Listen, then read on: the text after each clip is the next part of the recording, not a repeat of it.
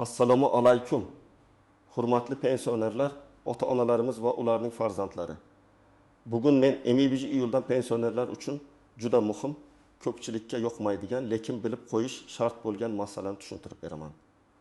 Bu xabar pensiya oladigan har bir odamga, ayniqsa pensiyani bank kartasi orqali oladigan, boshqa viloyatda yashayotgan, ishonchnoma bilan pul oldirayotgan, qarzdorligi bor yoki hujjatlarida nomuvofiqlik bo'lgan fuqarolarga bevosita taalluqli.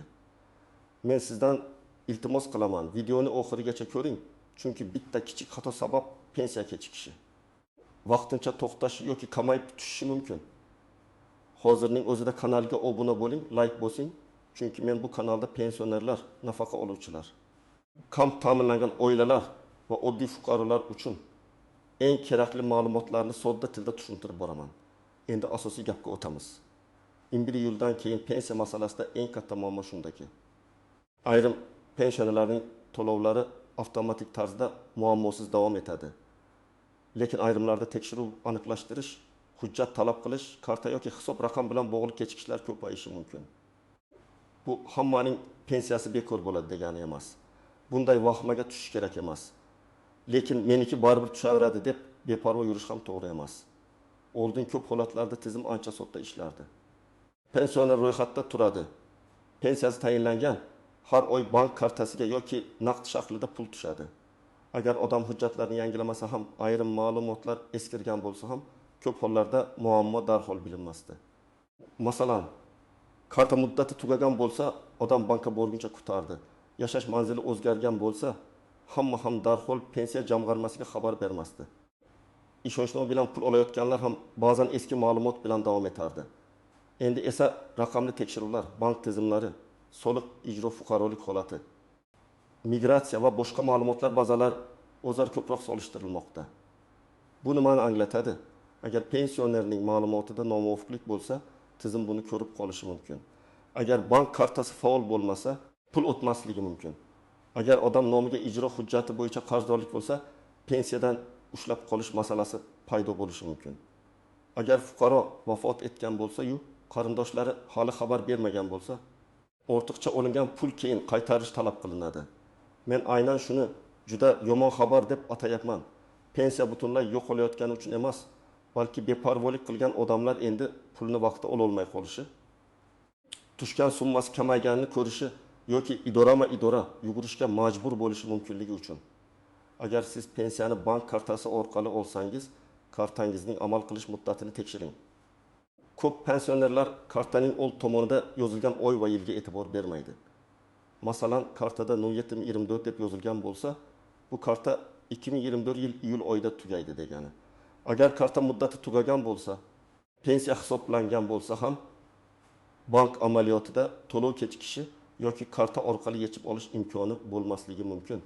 Pensioner bankomatga boradi, pul yo'q deb o'ylaydi. Aslida esa muammo pensiyada emas, kartada bo'ladi. Masalan, Toshkent viloyatida yashovchi olib taksi yoshli otaxon har oy 1.200.000 so'm pensiya oladi. U iyul oyida odatdagidek bankomatga boradi, lekin karta ishlamaydi. U pensiyamni kesib tashlashdi deb xavotir qiladi. Tekshirib ko'rilsa, kartaning muddati tugagan. Bunday holatda odam pensiya jamg'armasiga emas, avval bankka borishi kerak. Yangi karta ochiladi, hisob raqam yangilanadi. Kerak bo'lsa pensiya to'lovi yangi kartaga bog'lanadi. Ammo bu jarayon 1 kunda ham, 3 kunda ham, ba'zan ko'proq vaqtda ham hal bo'lishi mumkin. Ikkinchi xavfli guruh ishonchnoma orqali pensiya olayotganlar. Ko'p holatda pensionerning o'zi kasal bo'ladi, yura olmaydi. Qishloqda yashaydi yoki farzandi shaharda uning nomidan pensiyani olib beradi.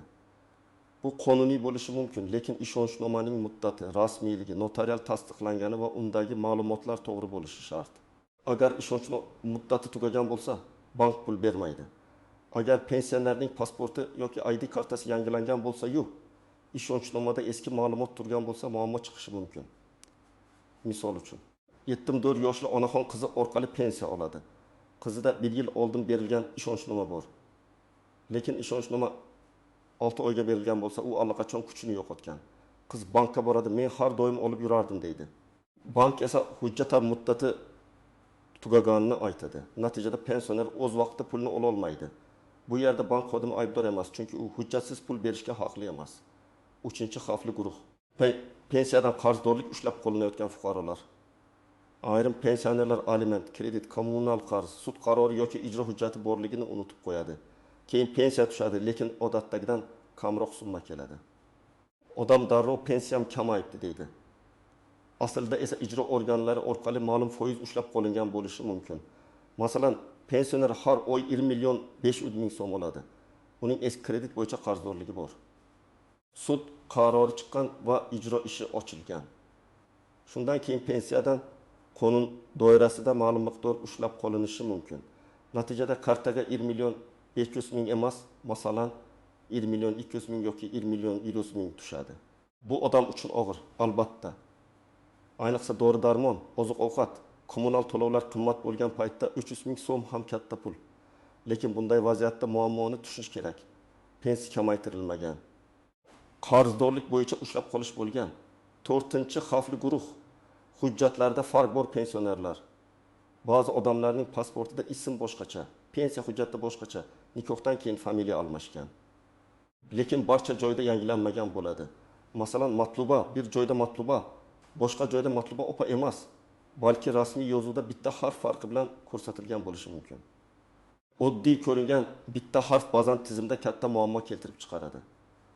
Ayniqsa eski mehnat daftarchasi, arxiv ma'lumotnomalari, tug'ilganlik haqidagi hujjatlar, nikoh guvohnomasi, pasportdagi ma'lumotlar mos bo'lishi kerak. Agar tizimda moslik topilmasa, pensiya miqdorini qayta hisoblash, stajni tasdiqlash yoki to'lovni aniqlashtirish talab qilinishi mumkin. Men ko'p ko'rganman, odam 30 yil ishlagan. Lekin arxivda korxona nomi boshqa yozilgan yoki muhr noaniq. Shunda pensioner men ishlaganman-ku deydi. Ha, ishlagan, lekin buni hujjat bilan tasdiqlash kerak bo'ladi. 5-xavfli guruh. Chet elga ketgan yoki uzoq muddat yashash joyida bo'lmagan pensionerlar. Agar pensioner vaqtincha boshqa davlatga ketgan bo'lsa, bu avtomatik ravishda pensiya to'xtaydi degani emas.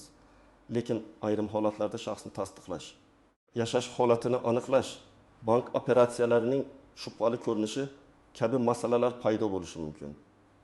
Agar karta O'zbekistonda qolgan, pulni esa boshqa odam yechayotgan bo'lsa, bu ham savollar tug'dirishi mumkin. Ayniqsa pensionerning o'zi bilan aloqa bo'lmasa, qarindoshlar hammasi joyida deb yursa, keyin katta muammo chiqadi. Kimlar xavotir olmasligi mumkin. Agar sizning pensiyangiz tayinlangan, hujjatlaringiz to'liq. Bank kartangiz amal qilmoqda, qarzdorligingiz yo'q, yashash manzilingiz va telefon raqamingiz yangilangan, pensiyani o'zingiz olasiz va har oy hech qanday uzilish bo'lmagan bo'lsa, katta xavotiringga hojat yo'q. Lekin baribir tekshirish zarar qilmaydi. Chunki ko'p muammo birdan chiqmaydi, sekin yig'iladi, keyin eng kerak paytda portlaydi.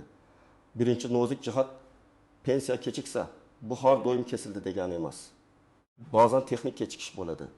Banklararo o'tkazma, dam olish kunlari, bayramlar, tizim yangilanishi, karta holati, hisob raqamdagi cheklovlar sabab pul odatdagidan 52 kun kech tushishi mumkin. Lekin 35 kundan ko'proq kechiksa, jim o'tirmaslik kerak. Telefon qilib so'rang, bankka boring, pensiya jamg'armasi bo'limidan ma'lumot oling. Ikkinchi nozik jihat, kartaga pul tushgani bilan pensioner uni yecha olmasligi mumkin. Sabab nima? Karta bloklangan bo'lishi mumkin. PIN kod 3 marta noto'g'ri terilgan bo'lishi mumkin. Bank xavfsizlik sabab operatsiyani to'xtatgan bo'lishi mumkin. Yoki karta hisobiga ijro cheklovi qo'yilgan bo'lishi mumkin. Odam pensiyamni bermayapti deydi. Lekin aslida pensiya tushgan. Faqat karta bilan bog'liq cheklov bor. Uchinchi nozik jihat, pensiyani boshqa odamning kartasiga tushirish masalasi. Ba'zi oilalarda otamning kartasi yo'q. Mening kartamga tushaversin deb o'ylashadi. Lekin pensiya shaxsiy to'lov. Odatda u pensionerning o'z hisob raqamiga bog'lanadi. Boshqa odamning kartasiga o'tkazish nomuvofiq rasmiylashtirish. Hujjatsiz yechib olish keyinchalik nizoga sabab bo'lishi mumkin. Ayniqsa oilada aka-uka, opa-singillar o'rtasida kelishmovchilik bo'lsa, kim pulni oldi, nimaga sarfladi degan savollar paydo bo'ladi. 4-nozik jihat. Vafot etgan pensionerning pensiyasini olish. Bu juda og'ir mavzu, lekin aytishim shart. Agar pensioner vafot etsa, qarindoshlar tegishli organlarga xabar berish kerak. Vafotdan keyin nohaq olingan pensiya keyinchalik qaytarilishi talab qilinadi. Ba'zilar karta uyda edi, pul tushdi, yechib oldik, baribir bizning odamimiz edi deb o'ylaydi. Lekin qonun nuqtai nazaridan bu ortiqcha to'lov bo'lishi mumkin. keyin farzandlardan yoki merosxo'rlardan qaytarish so'raladi. Shuning uchun bunday holatda darhol tartibni aniqlash zarur. 5-nozik jihat pensiya miqdori qayta hisoblanganda ham oshishi, ham kamayishi mumkin. Ko'pchilik faqat oshadi deb o'ylaydi. Masalan, qo'shimcha ish staji topilsa, ish haqi bo'yicha yaxshi ma'lumotnoma chiqsa, pensiya oshishi mumkin. Lekin aksincha, oldin noto'g'ri kiritilgan ma'lumot aniqlansa, ortiqcha hisoblangan qismi bo'lsa, qayta ko'rib chiqilishi mumkin. Shuning uchun har qanday ariza berayotganda hujjatlarni diqqat bilan tayyorlash kerak. 6-nozik jihat telefon orqali keladigan yolg'on xabarlar imbi yo'l atrofida yoki undan keyin firibgarlar faollashishi mumkin. Ular pensionerlarga qo'ng'iroq qilib, pensiyangiz to'xtab qoladi, kartangizni yangilab beramiz, SMS kodini ayting, plastik karta raqamini yuboring deyishi mumkin. Men qat'iy ogohlantiraman, hech kimga SMS kod bermang. Karta parolini aytmang. Kartaning orqa tomonidagi raqamlarni yubormang. Pensiya jamg'armasi ham, bank ham sizdan telefon orqali maxfiy kod so'ramaydi. Agar kimdir shunday so'rasa, bu firibgar bo'lish ehtimoli juda yuqori. 7-nozik jihat ro'yxatdan o'tgan manzil bilan yashab turgan manzil farqi. Pensioner bir tumanda ro'yxatda, boshqa tumanda yashayotgan bo'lishi mumkin. Bu ko'p uchraydi. Farzandlari yoniga ko'chib borgan, lekin propiska o'zgarmagan. Ayrim xizmatlarda bu muammo bo'lmasligi mumkin, lekin hujjat yuborish, tekshiruv, ijtimoiy yordam, uyga borib o'rganish kabi holatlarda chalkashlik keltirib chiqaradi. Shuning uchun manzil masalasini tartibga solish foydali. 8-nozik jihat nogironlik pensiyasi yoki nafaqasi oluvchilar uchun tibbiy ko'rik masalasi. Agar nogironlik muddati belgilangan bo'lsa, u tugagandan keyin qayta ko'rikdan o'tish talab qilinishi mumkin. Odam men avvaldan olardim deb yuradi, lekin hujjat muddati tugagan bo'lsa, to'lov to'xtashi yoki kechikishi mumkin. Ayniqsa farzandi nogironligi bo'yicha nafaqa olayotgan oilalar, yoshi katta nogiron pensionerlar bu sanalarni albatta tekshirib qo'yish kerak. Birinchi qadam, bank kartangizni tekshiring. Kartaning amal qilish muddati tugamaganmi? Karta bloklanmaganmi? Telefon raqamingiz bank tizimida to'g'rimi? SMS xabarnoma ishlayaptimi? Shularni aniqlang. Agar karta muddat tugagan bo'lsa, eng yaqin bank filialiga boring. O'zingiz bilan pasport yoki ID karta oling. Agar o'zingiz bora olmasangiz, qonuniy ishonchnoma rasmiylashtirish kerak bo'ladi. Ikkinchi qadam, pensiya jamg'armasidagi ma'lumotlaringizni aniqlang. Tuman yoki shahar pensiya jamg'armasi bo'limiga murojaat qilib, pensiyangiz holati, hisob raqamingiz, telefon raqamingiz, manzilingiz to'g'ri ko'rsatilganini tekshirtiring. Agar imkon bo'lsa, elektron xizmatlar orqali ham tekshirish mumkin. Lekin yoshi katta odamlar uchun eng ishonchli yo'l hujjatlarni olib borib, mutaxassisdan yozma yoki aniq og'zaki javob olish. 3-qadam, hujjatlaringizni bir papkaga yig'ing. Men har bir pensionerga alohida papka qilishni maslahat beraman. Unda pasport yoki ID karta nusxasi, pensiya guvohnomasi, mehnat daftarchasi nusxasi, bank karta rekvizitlari, nikoh guvohnomasi. Familiya o'zgargan bo'lsa, tasdiqlovchi hujjat, nogironlik bo'yicha hujjatlar, ishonchnoma nusxasi bo'lishi kerak. Agar ertaga muammo chiqsa, qayerda edi deb qidirmaysiz. 4-qadam, qarzdorlik bor yo'qligini tekshiring. Agar pensiyangiz kamayib tushayotgan bo'lsa, bankdan hisobvaraq harakatini oling. Keyin majburiy ijro byurosi yoki tegishli ijro organlari orqali nomingizda ijro ishi bor yo'qligini aniqlang. Agar qarz sizniki bo'lmasa, noto'g'ri yozilgan bo'lsa yoki allaqachon to'langan bo'lsa, ariza yozing va tasdiqlovchi hujjatlarni qo'shing. 5-qadam, agar pensiya kechiksa vahima qilmang, lekin kutib ham yotmang. Avval bankdan so'rang, pul kelganmi? Karta ishlayaptimi? Cheklov bormi? Agar bank pensiya kelmagan desa, pensiya jamg'armasiga boring. Murojaatda aniq yozing. Men falonchi, pasport raqamim falon, har oy falon miqdorda pensiya olaman. Falon oy uchun pensiya to'lovi kelmadi yoki kamayib tushdi. Sababini tushuntirib berishingizni va to'lov holatini tekshirib berishingizni so'rayman. Arizani 2 nusxada yozsangiz, bittasiga qabul qilingan sanani qo'ydirib oling. 6-qadam, ishonchnoma bilan pensiya olinayotgan bo'lsa, uning muddatini tekshiring. Ishonchnomada pensionerning ism, familiyasi, pasport ma'lumoti, vakilning ma'lumoti, vakolat turi aniq yozilgan bo'lishi kerak. Pul olishga vakolat beraman degan mazmun aniq ko'rsatilmasa, bank yoki boshqa tashkilot taraf etishi mumkin. Muddat tugashidan oldin yangilang oxirgi kunga qoldirmang. 7-qadam, firibgarlardan ehtiyot bo'ling. Agar sizga kimdir qo'ng'iroq qilib, 21 iyuldan pensiyangiz to'xtaydi, hozir kod aytsangiz ochib beramiz desa, darhol telefonni qo'ying. Bankning rasmiy raqamiga o'zingiz qo'ng'iroq qiling yoki filialga boring. Farzandlaringizga ham ayting. Ota-onangizning telefoniga kelgan SMS kodlarini hech kimga ayttirmang. Pensionerlar firibgarlar uchun eng oson nishon bo'lib qolmasligi kerak. 8-qadam, agar hujjatlarda xato bo'lsa, uni kechiktirmay tuzating. Ismda bitta harf xato bo'lsa ham mayli yuraversin demang. Fuqarolik holati dalolatnomalarini yozish organi, arxiv, ish joyi, sud yoki boshqa tegishli idora orqali to'g'rilash tartibi bor. Ba'zan bu jarayon vaqt oladi, lekin vaqtida qilsangiz pensiya masalasida keyin qiynalmaysiz. 9-qadam, pensionerning yaqinlari mas'uliyatli bo'lishi kerak.